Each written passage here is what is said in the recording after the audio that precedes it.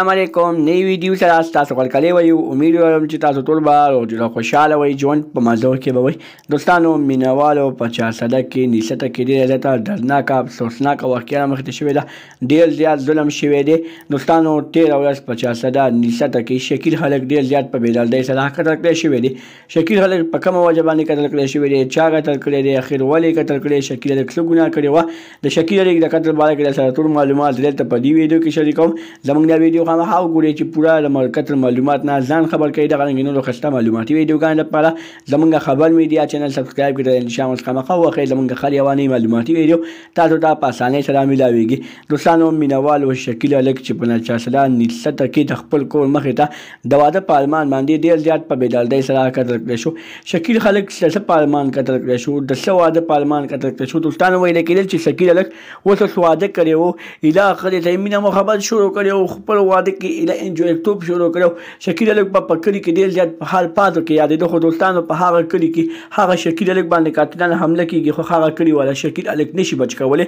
هغه ظالمان اول شکیل په موټرسایکل باندې وخوري د هغه موټرسایکل وخورو نه بعد چې کله شکیل ځان ته زخمي کړي نو د هغې نه بعد په شکیل باندې فایرنګ وکړي او ډېر زیات په بېدردۍ سره یې قتل کړي مور پلار یې په سلو سترګو باندې جاري وایي موږ کوم خوا لاړ شو موږ د شکیل بچي باره کې انصاف د چا نه وغواړو دوستانو دا حقیقت خبره ده چې مور پلار کوم خوا لاړ شي مور پلار د شکیل هلک باره کې انصاف د چا نه وغواړي دوستانو الله دې وکړي چې شکیل هلک ته انصاف میلاو کړی شي الله دې مور پلار له ولې د زړه صبر ورکړي مور پلار یې په زړه باندې سوري شول مور پلار یو زوی و څلور لوریانې وي څلور لوریانو نه بعد الله تعالی چې ته یو زوی ورکړو چې هغه زوی کله د ګټې وټې شو مور پلار خوشحالي شو د مور پلار ذمهواري په مټو باندې واخیسته نو په هغه باندې بیا قاتلان حمله کېږي او ډېر زیات په بېدردۍ سره قتل کړی کېږي غریبه